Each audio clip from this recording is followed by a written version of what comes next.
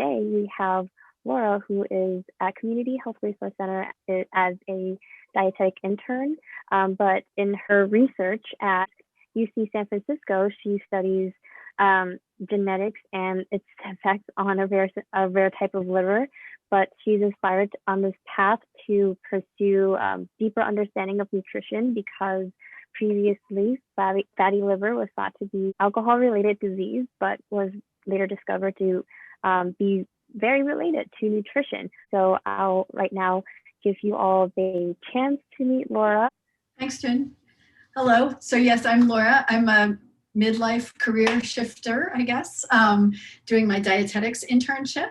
And today I was going to prepare for you a balanced meal that doesn't take too long to prepare and is hopefully reasonably tasty, and that depending on your dietary preferences and needs can be made with some meat or poultry, a modest amount, or with only plant-based protein, or or with a combination, I guess, meat and plant-based or exclusively plant-based proteins. And we chose this topic because in recent years, there's certainly been increased interest in eating more plants and fewer animal products on the part of many people. And obviously there's lots of reasons why folks might make this choice, from work concerns about wanting, climate change or ethical preference for eating plants over animals, concerns about animal quality of life in agriculture. And of course, there's the health issue, which for many of us, it's likely healthier to eat a lot of plants. And for those of us who do currently eat animal products, I'm one of those folks, that could be healthy to moderate our intake of animal products. And many of us who live in well-off countries eat a lot of meat and poultry, for example. And it can be healthier to increase our intake of fruits and vegetables and plant-based proteins, and instead of nearly all of our protein from animal products, to get it at least from sort of a balance of animal and plant sources. And of course, there are folks, and there may be some amongst you who eat vegetarian or vegan diets already. And if that is what you've committed to and it works well for you, that's great. But I also think that, there are some nutrients that it's a little bit easier to get from animal products than from plants. And so I think it's also a reasonable choice to choose to maybe decrease the amount of animal products we eat, but not necessarily to completely eliminate them. And if we do decrease the animal products we eat, that will help us decrease our intake of what I guess you might call nutrients of concern. And I'll talk a little bit more about those, including saturated fat and cholesterol, although most people don't eat so much cholesterol that it's going to have a bad effect. It's one of those things where the eating of saturated fat, it tends to contribute to increase of, and also actually eating of lots of refined sugar products tends to contribute to increase of blood cholesterol more than eating cholesterol does. And that's partly because most of the cholesterol in our blood is actually made by our bodies, and only a small portion of it, maybe 10 or 20%, comes from the diet. And we also get good things from plant-based proteins that we don't get from animal products, such as fiber. And we'll talk again a little bit more about that in a bit. So the meal I was going to prepare today is it's a wrap with an accompanying salad, which could serve as, lunch or dinner. And, you can make it at home and either eat it at home or pack it for, work or school or hiking. So the meal that I was going to prepare is a wrap. And there's 3 different versions that I've been experimenting with.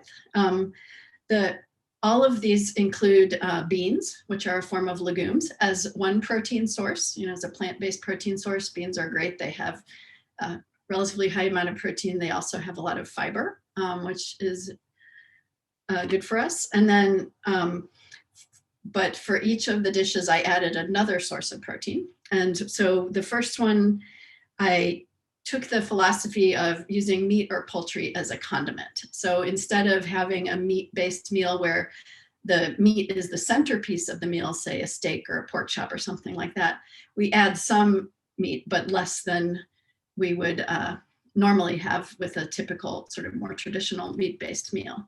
And so for this, I was using ground turkey. And this is, I pre-cooked the ground turkey so that you didn't have to wait while I sauteed it.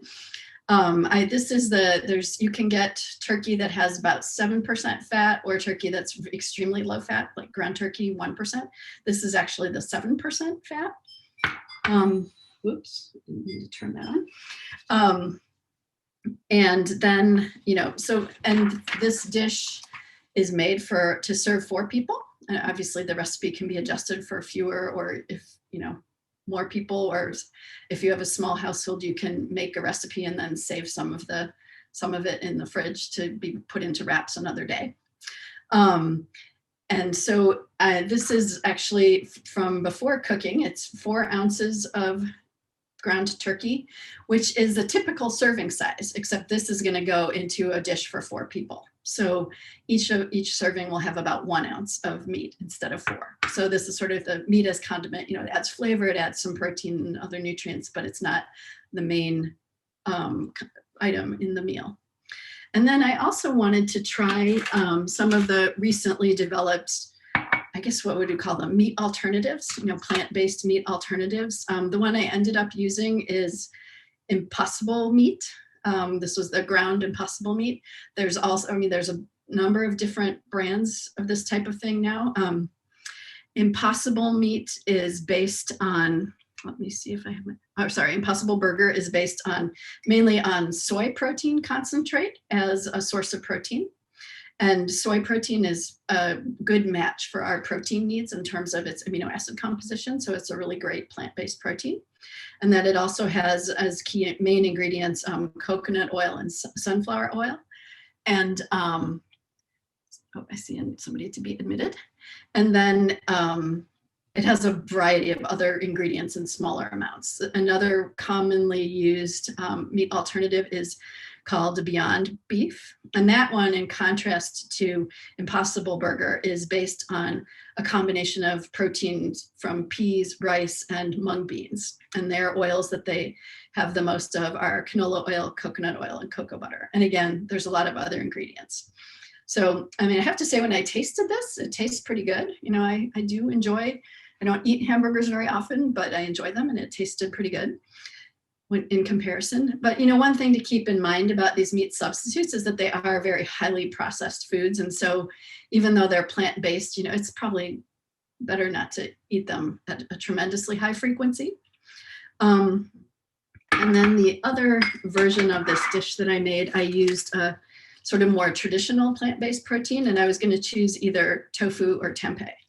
I ended up choosing tempeh, which is a fermented form. Most tempeh is largely based starting from to have other grains in them, so this one is mostly based on soybeans, but also some brown rice, and sort of fermented in a somewhat traditional process. And there's differences between tempeh and tofu, but they both are very healthy. Tempeh has more texture, a more firm texture, and often a stronger flavor than tofu does, whereas tofu derives most of its flavor really from what you cook it with, the sauce or the flavorings in the dish, and which you prefer would presumably depend a lot on your personal preferences. So I wanted to talk a little bit about protein and animal versus plant-based proteins. So you may or may not know, our bodies need proteins because we have, because we use proteins that we eat, we break them down into the amino acids, which are the parts of a protein, and then we rebuild them into the proteins that each of our cells needs to function. And depending on how they're defined, there's about 21 different amino acids that we need in our bodies. Some of those our bodies can make from other proteins or various foods that we take in. But 9 of them are what are called essential, which means we need these amino acids to make our proteins, but our bodies can't make the amino acids themselves. So we need to eat those amino acids. And then there's about another handful of amino acids, which are called conditionally essential, which means, a lot of the time we can make some of them, and so it's probably okay if we don't get much of them in our diet, but under some conditions, our bodies can't make enough of them. And so we need them from our diets. And so if you've heard the phrase complete proteins, that comes from, so animal proteins are typically considered more or less complete proteins because they contain all the essential amino acids for people that are in the similar proportions to what we do need ourselves. And that makes sense, because we're animals too. And so we have similar cells to other animals and similar protein needs. So plants are obviously pretty different from animals with different cell structures and different metabolic needs. And so they have different protein needs than we do. So it's not surprising that most plants have proteins that might be termed incomplete from the point of view of our dietary needs. And what that basically means is that, say, one plant type will be relatively low in certain essential amino acids and higher in others, just because the plant's needs for amino acids are different from our needs. And sometimes you might see this as called limiting amino acids. So certain plants, so for example, legumes have a couple of amino acids. So like legumes like beans or lentils have a couple of amino acids that are limiting for them in terms of what we get from them. So they're relatively low in certain amino acids. It's not that they don't have them at all, but they have less. Whereas, on the other hand, grains and nuts and seeds tend to be low in other essential amino acids. And so what this does is that, and it varies by plant. It's not just one group, one large group of plants all has exactly the same amino acid composition. But what this means is if we're eating plant-based, it's good over the course of a day to take in plant-based proteins from a variety of sources. So maybe some beans, some nuts or, nut butter, seeds, and then some grains. And then when those are, you don't have to eat them all at the same meal or anything, but if you have them over the course of the day, then your body can pretty much get all the amino acids it needs from the plant-based protein. And there are occasional plants that have amino acid composition that's very similar to what we need. So for example, soybeans and quinoa have pretty much what we would call complete protein for people's needs. And so that's probably partly why, tofu and soybeans they're a really popular source of protein for people on vegetarian and vegan diets, because we can get pretty complete protein from them. So in terms of how much protein do you need to eat in a day, I'm going to talk about grams per day, which may not seem that relevant until you start looking at labels on packages. But so what's called the recommended dietary allowance, which is estimated to be enough to meet almost everyone's minimum needs, is about, the way it's usually presented is 0.8 grams per kilogram of body weight per day. If you usually weigh yourself in pounds, that translates to about 0.36 grams per pound a day. So for anybody who weigh 100, that would be about 55 grams per day. Now, there are circumstances where you might benefit from more protein than that, such as if you're pregnant or nursing or recovering from a major injury or surgery, because your body's needing to rebuild tissues, and that takes more protein. If you do a lot of exercise, maybe particularly strength training, because muscles need a lot of protein to grow.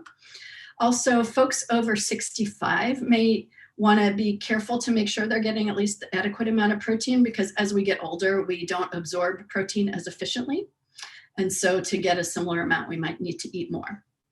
Also, if you eat exclusively or mostly plant-based proteins, you likely want to err on the side of taking in more protein than the RDA. And that's partly, you can deal with that issue of balancing protein sources to have complete protein, but we also tend to absorb plant-based proteins a little bit less efficiently. And that's, in part due to plants having other things in them that are healthy for us, such as fiber, but which can inhibit absorption a little bit. Okay, so I'm going to go ahead and start talking and working through the dish. So again, this is a wrap that should have about 4 servings, depending on the size of the wraps you use and how much you like to put in them. I guess the first ingredients I would mention are, of course, tortillas or pita. You can use all sorts of different things. For this, you're going to use a traditional wrap. I would use, this is a whole wheat, so you get a little bit of fiber and nutrients from the whole grains. As you may notice, if you hang out in the wrap section of a grocery store nowadays. There's a tremendous variety. One that I like is the sprouted grain tortilla. This one has mostly grain-based, but also has some legumes in it. And it has a little bit higher, I think, protein and fiber than a traditional whole wheat tortilla. But there's also lots of other kinds that you can select from, you know, to fit your preferences and nutrient needs. So in terms of making a wrap, it's nice to have most of the ingredients, you know, well chopped in pretty small pieces so that you don't have big chunks of stuff flopping out. And also you want it to be sufficiently moist so that it doesn't feel overly dry when you're eating it. So basically what I'm going to do is saute the ingredients for the wrap. So I tend to use nonstick pans for this kind of thing because I'm good at burning. And I also still use some oil. And I think for most of us folks, it's perfectly fine to use some oil, you know, such as I tend to prefer ones that are heavy in monounsaturated fats, like olive oil or avocado oil, or you can use canola oil. And those tend to stay a little more stable when they're heated up than more fats with a lot more polyunsaturated fat content. Those might be better to eat for cold things like salad dressings. So I'm going to use a little bit of oil when I saute them, and I'll talk about the first few ingredients and then I'll get it started we can begin cooking. So I took about half of a yellow onion and chopped it up. There is some chopping involved in this recipe, as I mentioned, although it totals less than 2 cups of chopped stuff. So hopefully it's not so onerous. And then I also chopped up, it ends up being about a half a cup of mushroom. I happen to like the texture and feel of mushrooms. And then a half of a green pepper, which also ends up being about a half a cup of depending on the size of the green pepper, of that. And so I'm going to go ahead and start warming up my pan, probably sort of medium high. Give it just a little bit to get warmed up, and then add a little oil, and you can spray if you like that, or just pour in, maybe you probably don't even need a tablespoon. But, and theoretically with nonstick, you might not need it at all. But like I said, I tend to burn things. And also one of the reasons I tend to use nonstick is that I like having it. What I found in the past that I would tend to cook at home less because I hated scrubbing pans so much. So these are so much easier to clean. I'm just careful, I tend to buy moderately priced ones and replace them every couple of years, because once they get scratched up, it's not so good to use them because there are chemicals sometimes that could be released depending if you use them at especially high heat. So now that my pan is heating up, I'm going to go ahead and add the onions, and I'm going to let them heat up and saute them for a few minutes until they become translucent. I mean, they will continue cooking as we add the other ingredients, but so they don't have to be done, but I want to have them get a good start. And I'm sort of adding ingredients in the order, the ones that I think will take the longest to cook. And then after that, we'll add the ingredients that are already cooked but need to be warmed up, or that cook really quickly. And I just sort of mix them around every so often to discourage burning, but I don't stir them so constantly that they are going to have a hard time staying hot. Okay, so, and after we add these first 3 ingredients, the onions, the mushrooms, and the green pepper, then other ingredients that we'll be adding, I have half a cup of diced tomatoes. This is just from a can, and I'm trying to make this easy, and honestly, canned tomato products are generally really good for you and easy. I'm not using the entire can in here, so I put the rest in the fridge to be used for other purposes.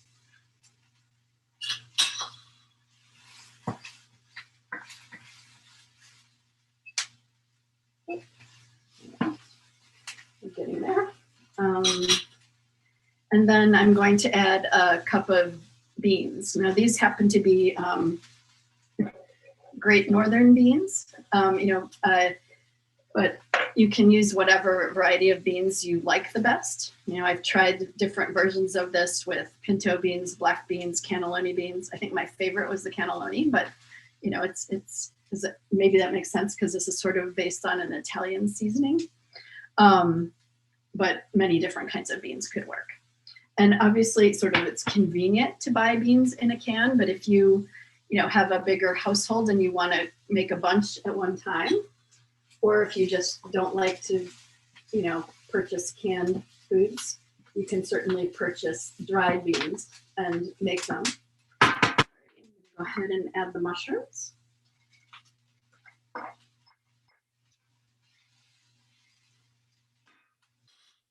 I think I could use a little more oil in there, so I'm going to go ahead and add a little more. And, so when you cook dried beans at home, you can pre-soak them if you prefer, and then you can cook them on the stove or in a slow cooker or in a pressure cooker, such as, for example, using an Instant Pot function. And that can be really convenient and come out quite nicely. And then you don't have them, you don't have to wait so long for them to cook. Let's see. Okay, I'm going to go ahead and add the pepper.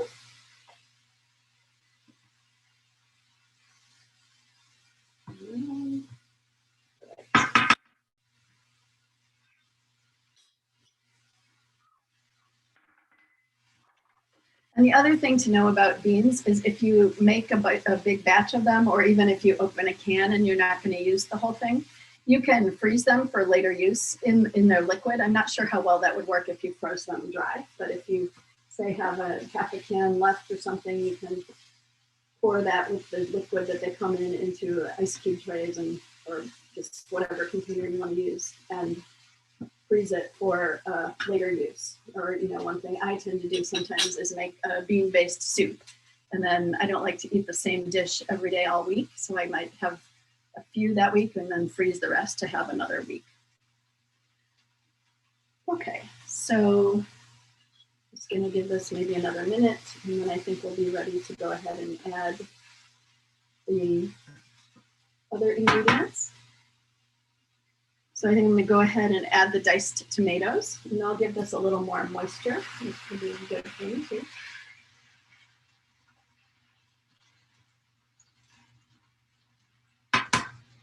And then I'm going to add the beans.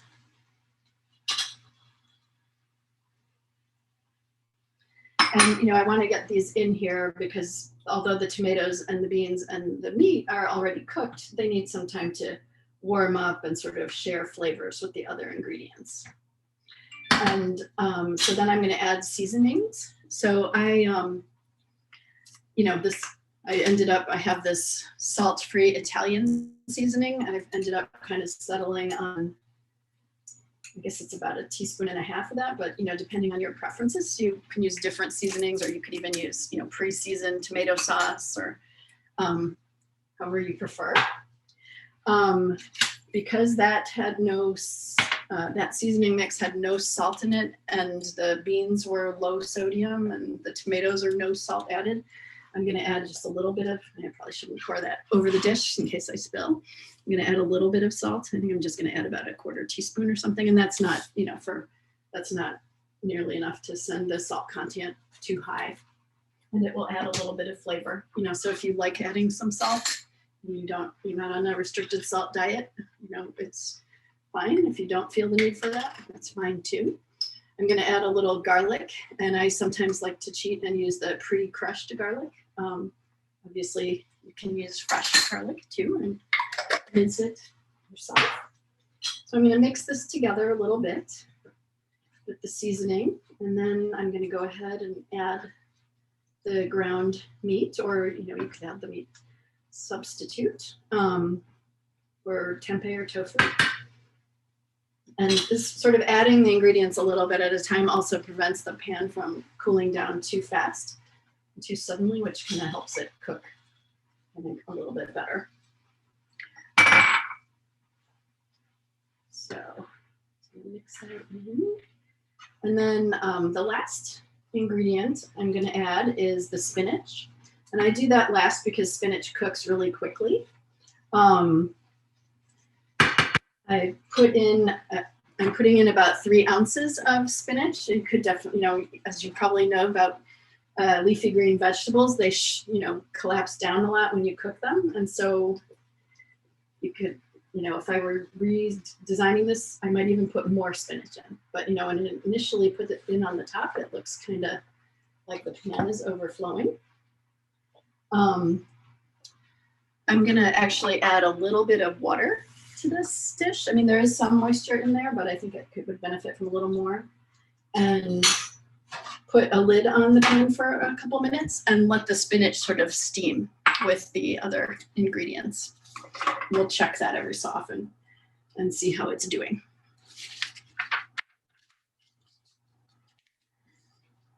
And so I meant to, so there's the wraps that I mentioned that we would be using. So if you're making, a warm meal for a number of people, you could have, I would have probably put the wraps in the oven at the beginning to warm up. If I'm just making 1 serving, which is all I'm going to completely prepare right now, one thing you can do is just take a tortilla and put it between a couple of damp, oops, I already have one in there, and put it between a couple of damp towels. And I'm using clean dish towels, but I'm sure that might seem weird to some people. You can certainly use damp paper towels and just put it in the microwave. Try like 15 seconds or so, and that will warm it up. And meanwhile, I'll see, so the spinach is starting to wilt, but it's not done yet. I might turn the temperature on this up just a bit. But it's getting there.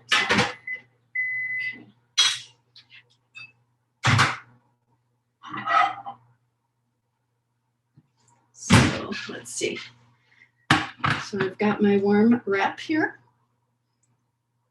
And when this is done, I'll put that together. And so this meal with just the wrap itself, depending on which recipe you use, the turkey or the tempeh, or I calculated this for the Beyond Burger rather than the Impossible meat, just because the recipe calculator I was using didn't have Impossible meat in its database.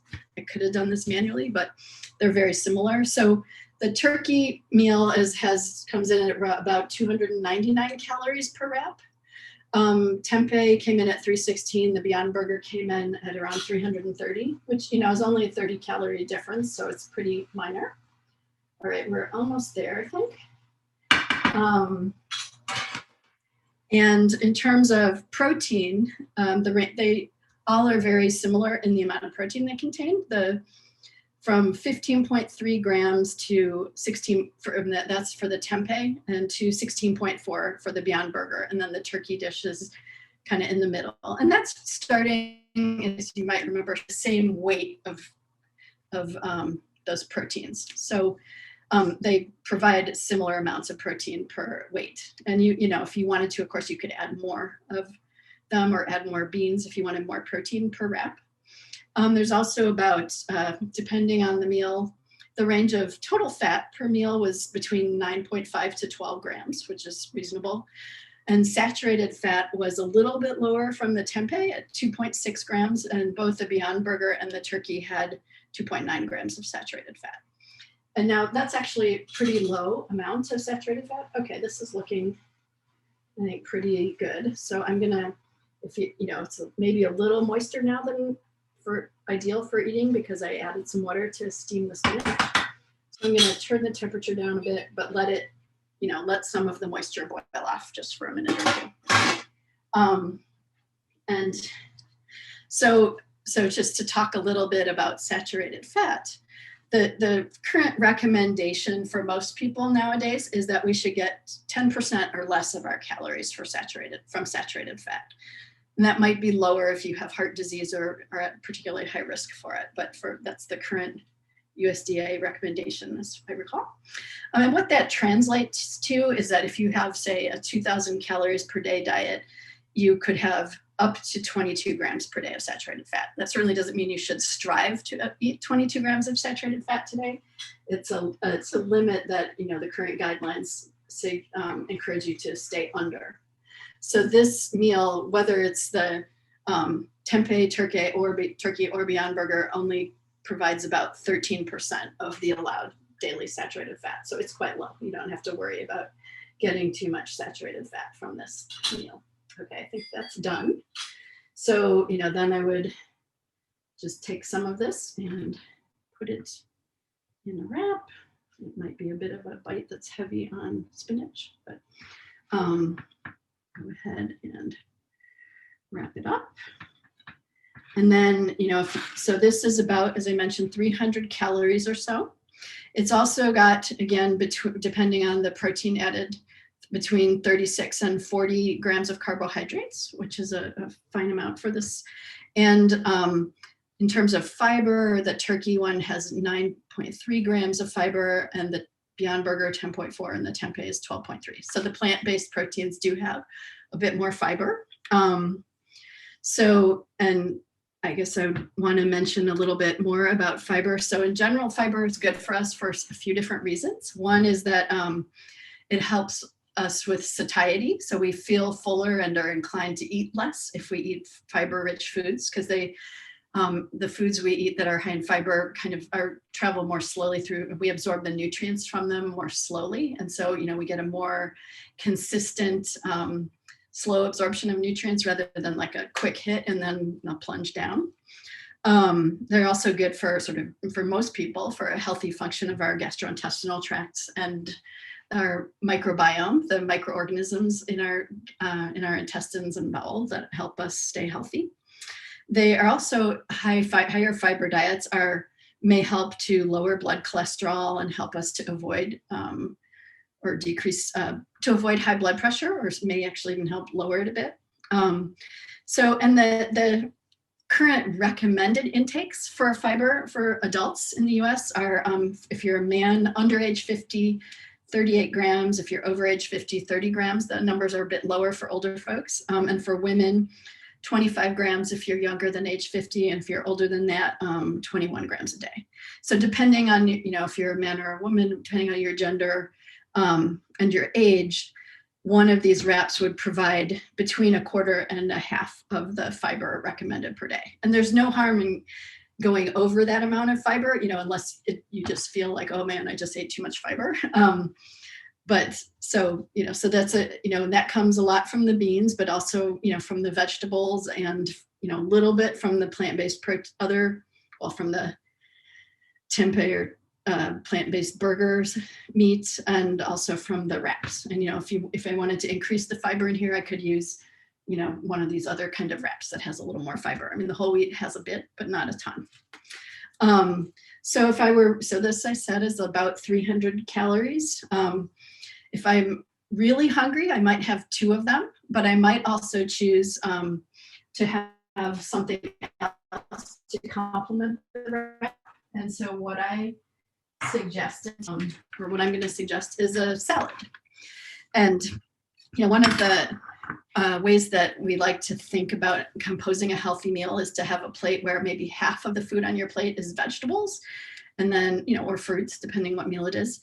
And then there's maybe a quarter of it is starch and a quarter of it is protein. And we do have some vegetables in the wrap already, but it still could be good to add some more. And also, so that this wrap, one of these wraps provides, again, it's slight variation depending which protein sources I used, but provides about 29% of the protein needs for a person who weighs 150 pounds. And so, which isn't bad for one of 3 meals a day. But if I wanted to have a little more protein in the meal, I could have added more to the dish. Or here I put, if you put some nuts or seeds on your salad, that will provide protein that sort of complements the bean protein, the legume protein in here. So I put a couple tablespoons. I just happen to have, this mixed seed thing in here, and that gives another 3.5 grams of protein. And that brings, this salad and the wrap. And then I'd probably add, a tablespoon or so of some vinaigrette or some other dressing. I just happen to have made this that would bring the protein content of the meal to about 35% of the daily needs. And, add the nuts and the dressing together would maybe add another couple hundred calories to the meal. So make it more like 500 or 550 or something. The salad ingredients don't, the vegetable salad and lettuce and carrots don't add a lot of calories, but they do provide nutrients. Let's see. And, this wrap combined with the salad would give you, there's that goal of trying to have 5 servings of fruits and vegetables a day. That would give you at least 2, depending on how exactly you calculate it, with how the portion sizes are defined for a serving of vegetables, give you maybe 2 to 2.5. So like about half of your daily needs of plants, of vegetables or fruits. Let's see. So I guess a couple other things I wanted to, how are we doing on time? I guess we're okay. So I calculated the cost of the recipe, using the turkey or the tempeh or the Impossible Burger. As you imagine, most of the ingredients were similar between those 3 choices. It's just that one protein. So the costs aren't that different, just as the nutrient content isn't that different. But the most affordable one came in as the tempeh at $1.48 a serving. And this was not counting things like olive oil and, herb mixtures or garlic, because I'm figuring you probably have the seasonings you like at home already, but counting the main, ingredients. And then the turkey was in the middle at $1.85 a serving, and the Impossible Burger came in at $2.31 a serving. So it's a bit more expensive, which could be, a challenge for some folks depending on your budget, but it's not maybe a huge difference. So this is just a simple example of, you can make, a pretty straightforward meal that only involves one pot, one pan, and has a nice balance of nutrients in terms of protein, fats, and carbohydrates, and mostly not highly processed, although, you could argue about that for the meat alternatives. And of course, you can do all, this was just, I couldn't find a recipe on the internet that had like a little bit of meat, but not too much. So I just came up with this myself, and you can play with these kind of things however you like. You don't always have to follow a recipe. So for example, maybe a different Italian flavor could be done if you added, say, artichoke hearts and cauliflower rice and pesto sauce. There are vegan pesto sauces, although the typical pesto sauce does contain cheese. So depending if you're a vegan, you would want to be careful about that. Or you could go more for Asian flavors with, say, replacing the spinach with bok choy, and, just making some vegetable substitutions, and including sesame oil and ginger and maybe a bit of soy sauce, as long as you keep an eye on the salt. Or, there's Mexican, kind of like a burrito with, avocado and salsa and maybe a little Greek yogurt if you eat dairy. In that case, I know a lot of burrito kind of things that we eat nowadays have rice. I didn't put rice in here because I figured we already have enough grain from the wrap, but obviously if you want more grains or more, just a bigger dish, you can add some rice in there. Or, more traditional Mediterranean foods such as, like a sandwich. So and if you like it spicier, you could add, hot sauce or sriracha. I can never pronounce that, sriracha. There's a lot of options. Thank you so much. I wish that I could smell what you're cooking there. It looks really delicious. We had questions come in from the registration. And also in the room is Elena, of course. And for everyone who is familiar with Community Health Resource Center or who has worked with Elena, she's one of our registered dietitians. So I'm actually going to start with the easiest one for me, which is the third one, which is, can you be vegan and eat fish? So from what I understand, if you eat plant-based except for fish, the official term for that is pescatarian. So somebody who eats plants and fish. But honestly, I wouldn't worry about labels. If you mostly eat plant-based and then like to eat some fish too, go ahead, and, I wouldn't worry so much about, oh no, I'm not quite vegan. I mean, I don't know if that's the concern or not, but, that does, when we make these dietary changes and choices, we don't have to, fit into defined boxes. We can be mostly eating plants, but still eat some animal products or fish, or, or dairy, however we might break that down. So for these other questions, I'm glad Elena is there because she's obviously got a lot more experience than I do in nutrition, and I'm hoping she'll chime in with some additional comments for the questions. But so the first one we have, why is it that when one starts to eat healthier, one can still fall back into unhealthy eating despite feeling better when on a healthier diet? My gosh, that's a tough one. I think if we had a clear answer to that and that always worked 100% of the time for everybody, it would be really amazing. Obviously there's, it's the more gradually we change our diets and sort of, the less we completely ban ourselves from having certain foods, it's the more likely we are usually to succeed. Although there's some times when, like I know certain kinds of candy bars, if I have a bag of them in the house, I can't stop at one, so I don't keep them around. So there's certain things where, abstinence might be a good thing. And obviously the modern food environment is a challenge because there's just so much unhealthy food available, and oftentimes it's more affordable than healthier food and easier to prepare, or it's, shelf stable, so you can keep it in the pantry and you don't have to worry about shopping for fresh food so often. I think it's helpful. Go ahead. No, sorry. I think my computer froze and I thought you froze, but go ahead. Sorry. Yeah. I think, a lot of it is about trying to establish new habits and just get them into a routine so that it's easier to do make the healthier choices without having to think about it too much, or, don't keep so much junk food around the house. And I know that's hard, if you have different family members have different preferences and may want to have certain foods around that you'd prefer not to have there, but those would be some of the suggestions. I don't know, Elena, do you have anything you would add? Well, let me reveal myself. Hello, everyone. I think you're right. The smoother kind of transitions, when people kind of don't feel restricted, they start embracing the change as opposed to pushing the change upon themselves. I think that's very important. And yes, it's a longer process. It takes longer, but it's a smoother change that actually, as I said, you would embrace rather than kind of resent and not be happy with it and force it upon you. At the same time, I always say, well, changing behaviors will take time, because repetition is the key to learning. And this is how we create habits. We need that repetition in order for something to become a habit.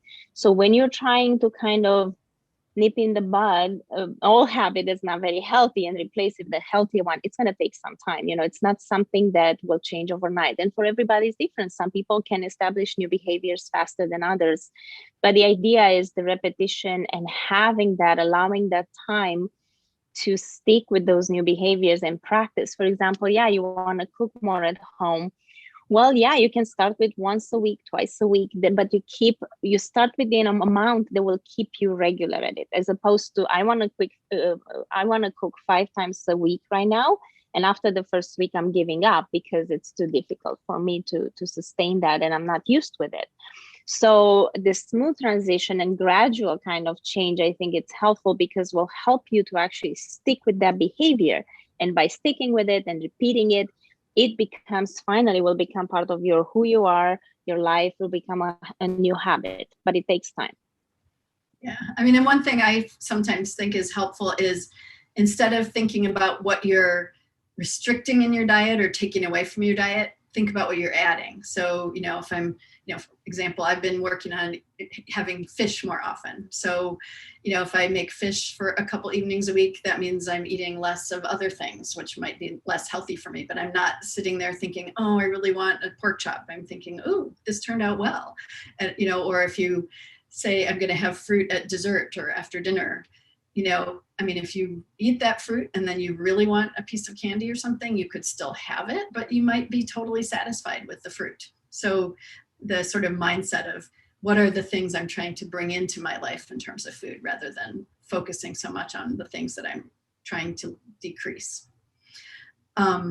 Oh, and so there's another question here that I think would be good. So tips on figuring out triggers for joint inflammation and gout. I'll say a little bit, and then I'm gonna ask Elena to chime in too, because again, she has a lot more experience with this than I do. But various nutrients can be processed in the body into compounds that can accumulate in the blood and trigger a bout of gout. And that includes like certain high protein foods, and it also, like high sugar can also end up being metabolized into compounds that can trigger gout. In terms of for an individual trying to figure that out, do you have suggestions, Elena? Well, I was thinking that definitely getting yourself familiar first with what can trigger gout in terms of, that purine, increase in the purine production in your body. I mean, I want to say increase intake of foods high in purines, and those are usually protein foods, but some are higher than others. Like I would say things like sardines, which are healthy type of foods. They're high in omega-3 fatty acids. It's fish, but they're also high in they have a high purine content, and it can trigger gout, if you're sensitive and you're predisposed to that. Or things like, meat organs and things like that, which are not very common for some people, but some people may enjoy them. So just first of all, being familiar with foods that can trigger gout just because they have very high purine content, and there are some foods that will have moderate purine content, so may not trigger as much unless you eat a lot of them. So, for example, meat and the red meat is in that category, but it's one when you eat and limit with the dish that Laura just made, and you use that red meat as a condiment, as opposed to a big steak that's 8-10 plus ounces. And because it's so much, that can trigger, right? As opposed to, well, I'm eating 3 ounces or less of red meat, and that's not going to trigger a gout attack. But getting familiar with the foods that are having this high purine content, it's helpful. Then also knowing that, alcohol intake can actually trigger gout. So being aware of how much you're drinking.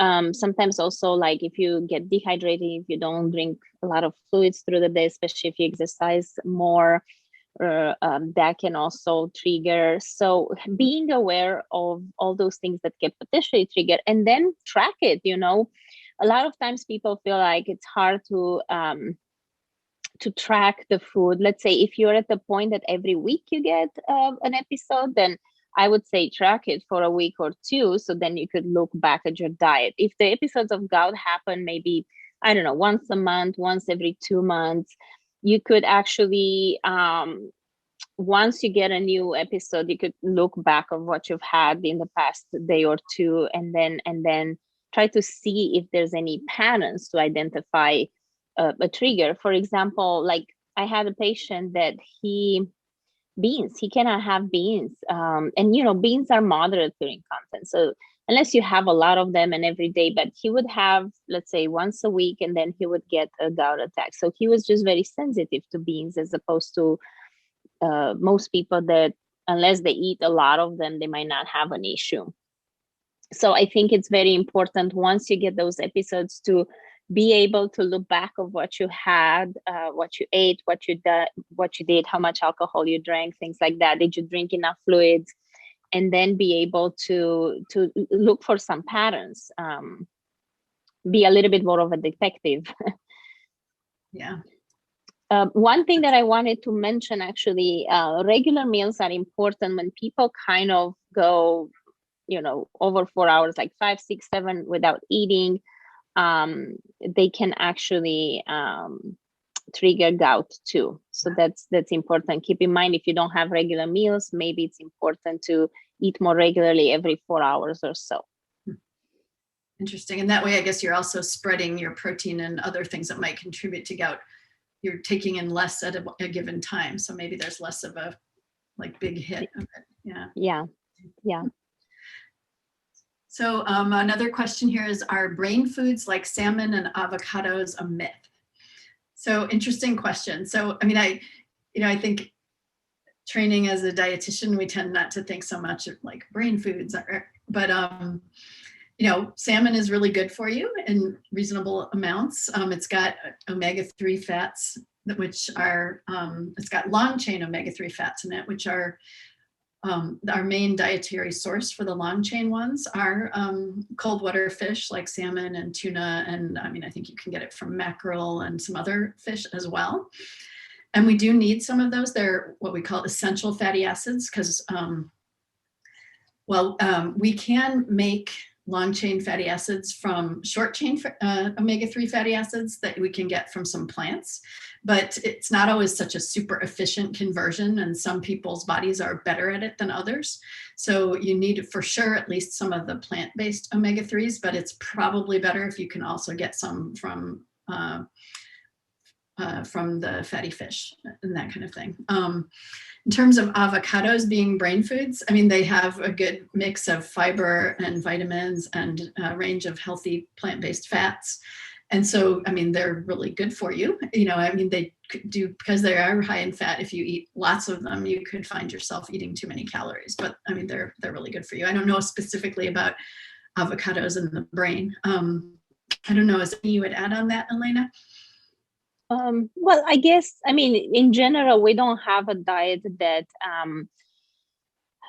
I guess we have. So let me back up a bit.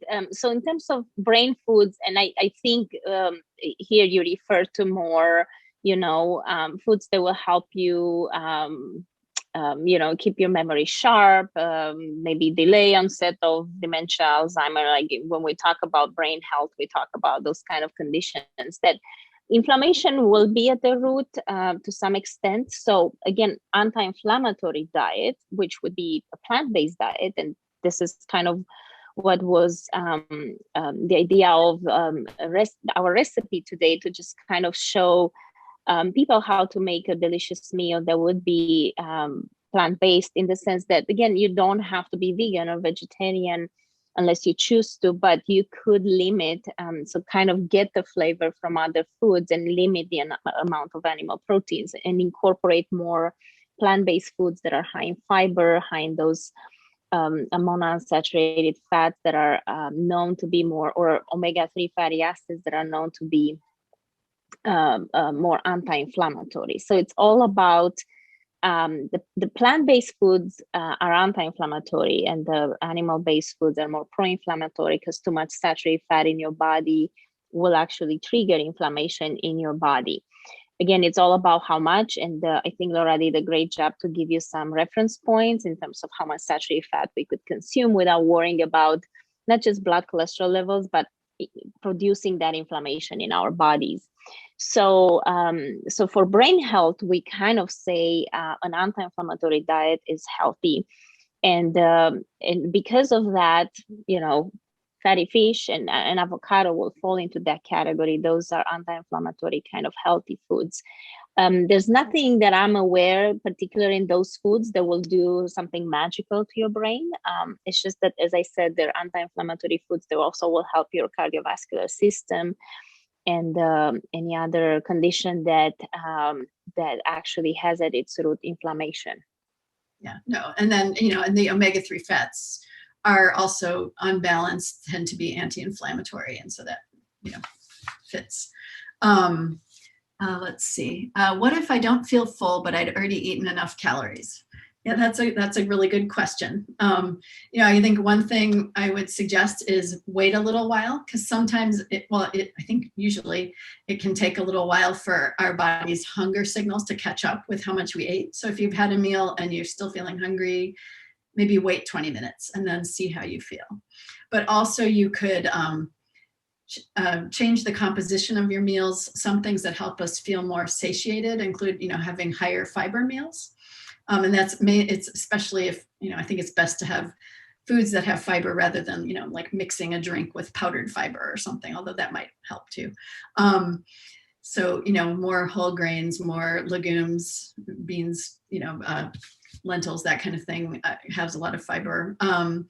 And also having higher protein can also make us feel satiated. So if you are eating a relatively low protein diet, you might want to eat more protein-rich foods. Those would be some suggestions I would have. Kind of having that balance of some high fiber carbohydrates, some lean protein, some healthy fat, and then fillers, those are very important. The way you also said, have that salad on the side. Yeah, you might have some vegetables in that wrap, but you might need extra filler, and everybody's a little bit different in terms of how they perceive fullness.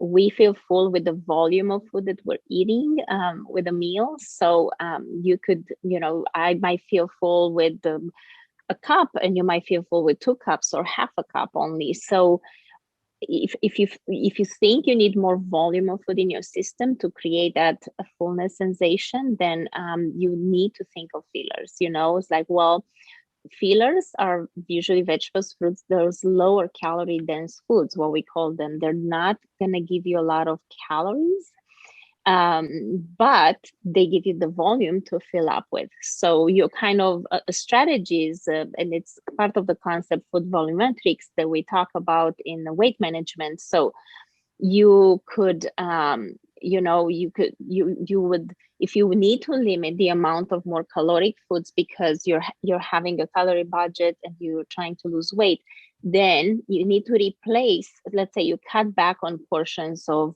starch and protein. Well, you cut back on those portions, but you also need to replace that volume of food that you're losing with some fillers, and those would be fruits and vegetables usually. Just to kind of feel full and feel satiated. And as Laura said, definitely it's about 20 minutes that you need to wait until the signal from the stomach goes to your brain and you perceive that fullness. So rushing through a meal, taking less than 20 minutes to eat a meal won't be very helpful. And kind of waiting actually those 20 minutes can be helpful to perceive that fullness. Yeah. And I think this idea, that comes from the my plate example of having half your plate be vegetables. If I had half a plate that was, steamed or roasted or whatever, I don't know, cauliflower and broccoli or something, I'm probably going to feel pretty full, when that's combined with some other foods rather than, something that has a lower volume per calorie. Let's see. Oh, somebody asked, can we repeat how many calories today's recipe was? So using the particular wraps that I used, the whole wheat wraps, and depending on the version, it was between, the wrap itself was between 290, so 300 calories and 330 calories, depending on which protein source I added. Then I would estimate probably another couple hundred calories for the salad because I added a couple tablespoons of seeds. That could be controlled a lot by how much nuts and seeds you add. And I also was figuring I was going to add a tablespoon or so of oil and vinegar type dressing, vinaigrette. And, obviously if you wanted less calories, you could use less dressing or not put the seeds on or something. In general, when you're consuming vegetables, it's also good, like a salads, it's good to have them as part of a meal where you also have some fat in the meal. And there's some fat already in the wrap, but there's salad dressing with fat is also a good thing. And that's because there are certain vitamins that are called the fat soluble vitamins, A, D, E, and K, which we need fat in our digestive system in order to absorb them efficiently. So if you eat a meal with like no fat, you might not be getting as much of the nutrients from your vegetables as if you have a balanced meal like Elena was talking about with some fat, carbohydrates, and protein. I think that was the last of the questions in the chat, but I'd like to leave the floor open for anyone who'd like to unmute themselves for just a discussion or if they have other questions. Somebody asked if they came in late. Very briefly, I made a wrap with a variety of vegetables in it, and I mentioned different versions using different protein sources. It had onions, mushrooms, bell pepper, canned diced tomatoes, cooked beans as a great plant-based source of protein and fiber, some spinach, and put in a tortilla. And the other protein was either a sort of more traditional plant-based protein such as tempeh or tofu, or one of the more recently created meat alternatives, which I used Impossible Burger, or also just a little bit of turkey, ground turkey. And so we compared the nutritional benefits, nutritional composition of 3 slightly different versions of that meal, and then had it together with a salad. So. Fantastic, thank you. Oh yes, and for our guest who came late, here's the dish. And this is the stuff that, it's hard to see because it's just in a pan, but the sauteed gamish that went into it. So. I have one question. A couple more minutes. Sure. Lavash bread, is that less in calories than tortillas, or is it just the same? I think it's particularly less, but I can check right now. Sorry, I know. I just like to ask. No problem. The only reason I ask is because I've also had to remove tortillas out of my diet. Just because of my gout and. Oh gosh, Just I'll anything that's really high in carbs, I have to, and it's worked. My diet since July of last year when I had my first episode. It's actually worked for me. It's been really tough. Well, I'm looking here. There's some. Probably there's different types too in terms of ingredients they contain, but I found one that's saying that has 4 net carbs, so 4 grams of carbohydrate, because has like flax, bran, and whole wheat kind of mixture. So I guess it depends also on the type of lavash bread. A traditional kind of lavash bread, it's commonly made with flour, salt, water. Nothing, it doesn't have the yeast. That's why it doesn't rise, right? And it's not a regular bread, but still will have the flour. But I'm trying to say that there are going to be options that, something with almond flour or flax, that's added, and then we'll drop the carbohydrate, and something like that can be also lower calories too. But for you, more important, I think, would be to be low carb. Yeah, if you explore the wrap section in the grocery nowadays, a lot of stores have, you may have seen that and gone, but, have so many, there are lower carb versions that have, like Elena was saying, almond flour or chickpea flour or things like that. And this, obviously I picked tortillas because I had to pick something, but you can use all kinds of bread or, wrap things for a recipe like this, or even just eat the ingredients without the bread. So, yeah. Wrap them in maybe lettuce. Lettuce wraps. Yeah. Obviously the calorie count goes down, but it would be avoiding the high carb amounts. Yeah. Perfect. Thank you. Thank you so much for the questions. Oh, there's someone mentioned in the chat that there's crepini, which is made of cauliflower. Yeah. Yeah, and that reminds me too. Yeah, this crepini, they're kind of egg wraps. So some they're made with egg whites, the wraps, cauliflower. Just kind of basically total low carb.